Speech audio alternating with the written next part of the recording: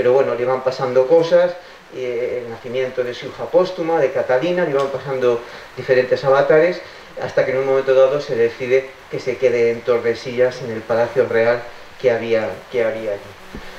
Y llegamos al primer viaje de Carlos, que ha sido educado en la corte de Malinas, en Bruselas, donde está en este momento Miguel, que le mandamos un abrazo desde aquí, que no sé si seguirá conectado o no, pero bueno, que nos estará escuchando. Llega ese viaje, él se había autoproclamado rey ya de Castilla, que decía Joseph Pérez que eso era casi un golpe de estado, lo que intenta ya, porque claro, tenían que ser las Cortes las que le proclamasen rey.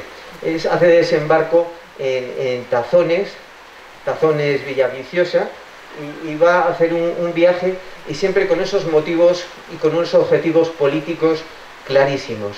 Él tiene que ir primero a ver a su madre, a la reina Juana, a Tordesillas, luego a entrevistarse con su hermano pequeño, que no le conocía, con el infante don Fernando, luego tiene que ser proclamado rey. Es decir, él se va moviendo, como le va a pasar toda su vida, marcado y determinado por una agenda política que no le va a dar tregua. Este es el desembarco, entonces que sí hubo unas tormentas, que tenía que haber llegado a Cantabria. El caso es que llegó a ese pueblo pequeñito ahí de Asturias, a Tazones, y son una de las primeras recreaciones históricas que se empezó a hacer, la de desembarco en Tazones. Por la ría de Tazones va subiendo y va a llegar a la localidad de Villaviciosa, donde allí se aloja unos días en la casa de los Evia, que además se conserva, tanto la casa como ellos dicen que esa estancia, con esas maderas, esas paredes de castaño, pues que allí estuvo unos días Carlos V. Y continúa ese viaje, tiene que ir pasando pues por Aguilar de Campoo, donde se aloja en las casas del marqués de Aguilar, va pasando por Becerril, vamos muy deprisa en este recorrido, en esta ruta, pasa por el castillo de Ampudia, vamos viendo siempre en las casas de los nobles, de los marqueses, del señor del castillo de Ampudia, hasta que llega a Tordesillas para ver a su reina madre, que hacía ya muchos años que no la veía, ¿no? Este es una maqueta y una reconstrucción de cómo era el Palacio Real que había en Tordesillas, del cual no queda nada en este momento. Se ha destruido todo y bueno, pues ya no queda nada. Allí vivía Juana con su hija Catalina, una hija póstuma que había nacido en Torquemada, y llega Carlos con su hermana mayor, con Leonor. Bueno, pues hacía muchos años que no se veían. Y bueno, Juana le deja vía libre para que él pueda ser rey y se aparta. Le deja pues para que siga adelante con sus planes. Esta es una imagen del Palacio Real de Tordesillas. El siguiente punto va a ser el encuentro con el infante, con su hermano pequeño, que había nacido en Alcalá de Henares en 1503, con el infante don Fernando. Y aquí no hay mucha discusión. Él le deja bien claro, le dice: Carlos, yo soy el primogénito, soy el mayor, tengo la legitimidad y tú te vas a apartar de mi camino. Y es más, a los pocos meses le va a enviar fuera de España y no va a volver nunca más. Fernando era el que muchos en Castilla consideraban que iba a ser el futuro rey. Era el nieto preferido de Fernando el Católico, y muchos nobles y gran parte de la sociedad le tenían como que iba a ser el futuro rey de Castilla. Aquí estamos ante un problema un tanto de conflictividad, de este problema dinástico que se arrastra desde la muerte de la reina Isabel la Católica, del paso de los Trastámara a la Casa de Austria, a los Habsburgo. Bueno, pues mientras que el que se había criado aquí en Castilla, nacido en Alcalá de Henares, educado en Simancas, luego en Valladolid y demás, pues se le veía como el futuro, el sucesor casi de esa línea de los Trastámara, más que de la línea de los Austria.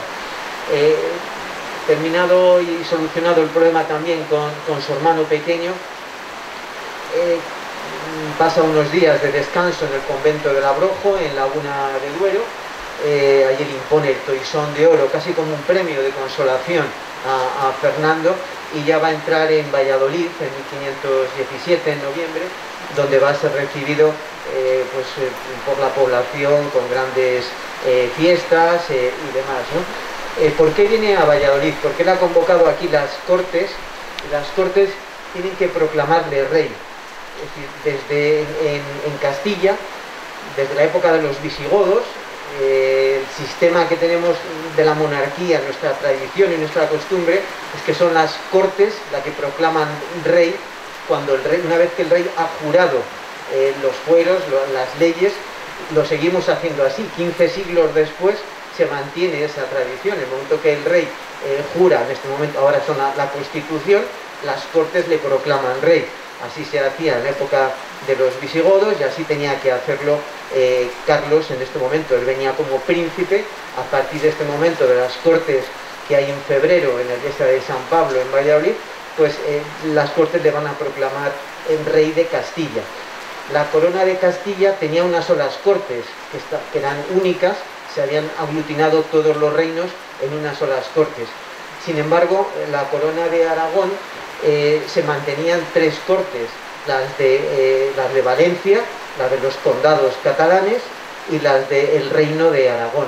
Carlos tendrá que ir, una vez ya como rey de Castilla, tiene que pasar a la corona de Aragón para ir pasando por todas esas 3 Cortes para que le vayan proclamando rey. Así lo hace en ese viaje hacia Zaragoza. El siguiente viaje después va a ser hacia Barcelona, donde también se va a celebrar una orden del Toisón de Oro, que se conserva pues, en la Catedral Vieja de Barcelona, esa representación de los miembros de esa orden del Toisón de Oro.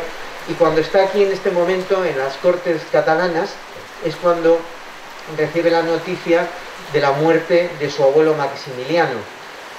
Ha quedado vacante, por tanto, la corona imperial.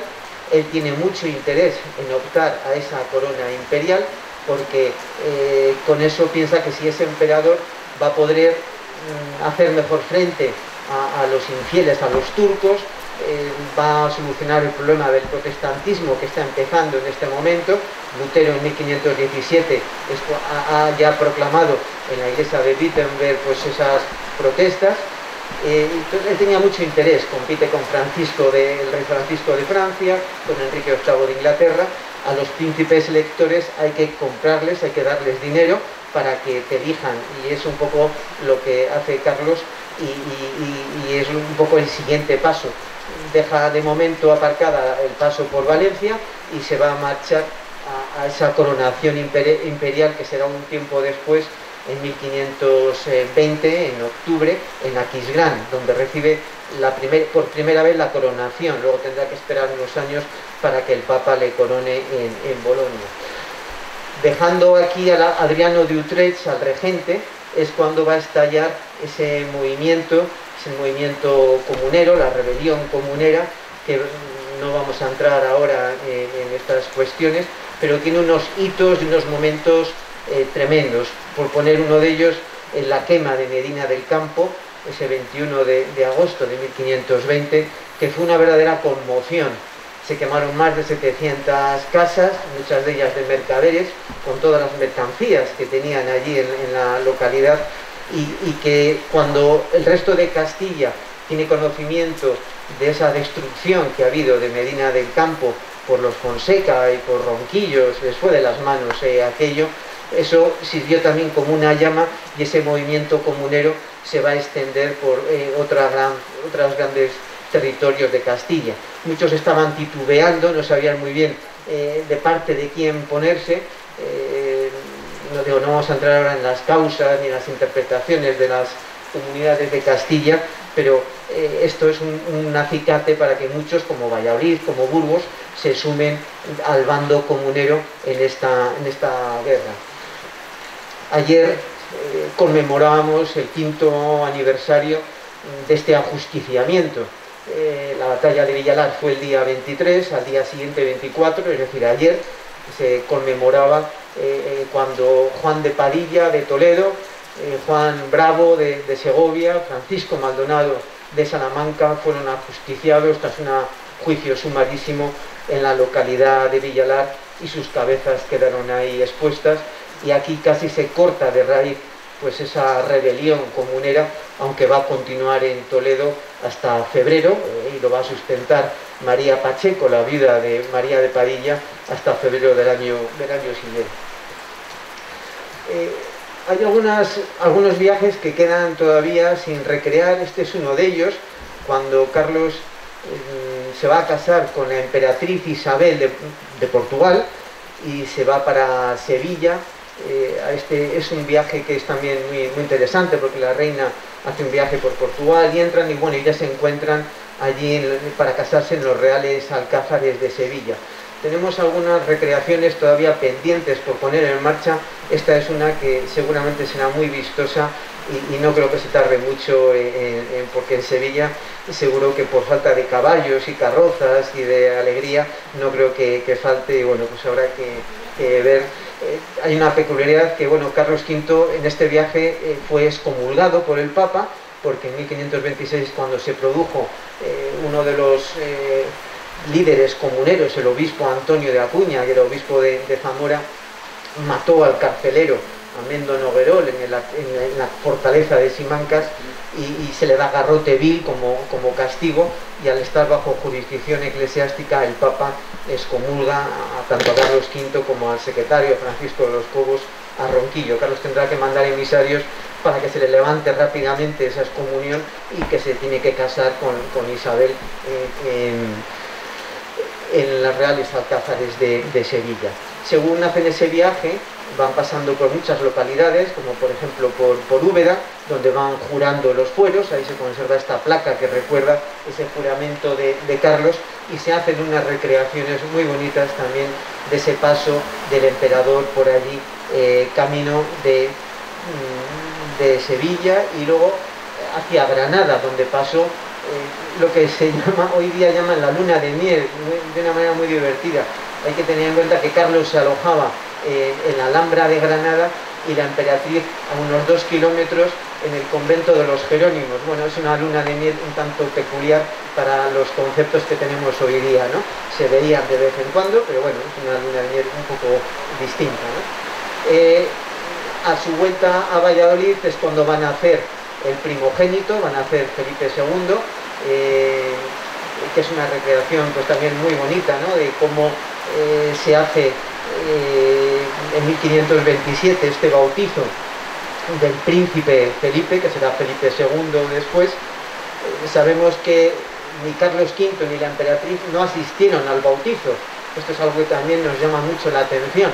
No había costumbre de que asistiesen al bautizo. La emperatriz está en la cuarentena, tiene que estar 40 días de baja sin tener una comparecencia pública, y Carlos pues estaba en otros temas.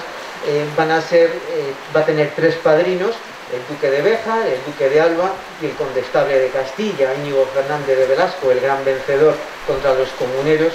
Y luego también va a estar la madrina, va a ser Leonor, la hermana mayor de Carlos V, en la iglesia de San Pablo. Con la coronación que le hace el Papa después, en 1530, en Bolonia, en Tarazona, hacen una recreación, porque hay un friso en su ayuntamiento, hay un friso muy bonito que recoge toda esta corte solemne que fue acompañando al emperador para esa coronación imperial. Y habría otras muchas más recreaciones, tanto del propio Carlos V como de su hijo, de Felipe II, como es la primera boda que hace de Felipe II en Aldea Tejada, en la provincia de Salamanca, en 1543. Se hace pues también una recreación muy bonita de esta primera boda. Sabemos que Felipe II se va a casar 4 veces. Cuando se muere María Manuela de Portugal, luego se casa después con María Tudor en Inglaterra, cuando muere María Tudor con Isabel de Valois, y luego la última con Ana de Austria, de quien tendrá el siguiente hijo, Felipe III. Y vamos acabando con la vida de Carlos V. A partir de 1555 se produce la muerte de Juana, que llevaba 46 años confinada en el Palacio Real de Tordesillas. Como decimos ahora, eso eran confinamientos, ¿no? Lo nuestro, vamos, ahí estuvo ella sin salir del Palacio Real es decir, para que luego nos quejemos nosotros de si estamos aquí unos meses metidos en casa, ¿no? Cuidada por los marqueses de Denia, ahí estuvo en unas condiciones, además, cuando se marchó su hija Catalina, que se casó para ser reina de Portugal, ella se quedó sola y desamparada, y pues cada vez de una manera peor. Tanto su marido Felipe el Hermoso estuvo en un convento que hay al lado, que es patrimonio nacional, el convento de las Clarisas. Ahí estuvo Felipe II en el presbiterio de la iglesia, hasta que en 1525 se le lleva a la Capilla Real de Granada, donde está ahora. Y allí también, cuando muere Juana, en 1555, se la lleva a ese presbiterio y está hasta 1574, cuando se acaba el Escorial, y es cuando se lleva a Carlos V, se le saca de Cuafos del monasterio, el Jerónimo de Yuste, y se saca también a Juana en 1574 y se les lleva a todos al Escorial, al Panteón Real en este sitio, ¿no? Bueno, a Juana se la va a llevar a Granada, a Carlos se la va a llevar al Escorial. Una vez que ha muerto Juana, se pone fin a un problema que hemos vivido en España, que era una anomalía. Teníamos dos reyes, teníamos a la reina legítima madre confinada en ese palacio de Tordesillas, y a Carlos, que no paraba de moverse, pero para él era una situación incómoda, porque no era normal tener dos reyes, digamos, reinando de manera simultánea. Esto es lo que le permite a Carlos abdicar. Comienza en 1555, primero una parte para su hermano Fernando, lo que va a ser el imperio. Para Felipe empieza dejando Flandes, pero luego ya en el año siguiente ya le cede, en enero le cede América, Castilla, los territorios italianos, etcétera, etcétera, ¿no? Y una vez ya que Carlos ha puesto punto final a esa situación, embarca para hacer lo que es el último viaje del emperador, esa salida otra vez para llegar al puerto de Laredo, y desde ahí ir a encaminarse hacia el monasterio de Yuste. Cuando moría un rey, como los territorios eran muchísimos y no había formas de comunicarlo, lo que se solía hacer por los lugares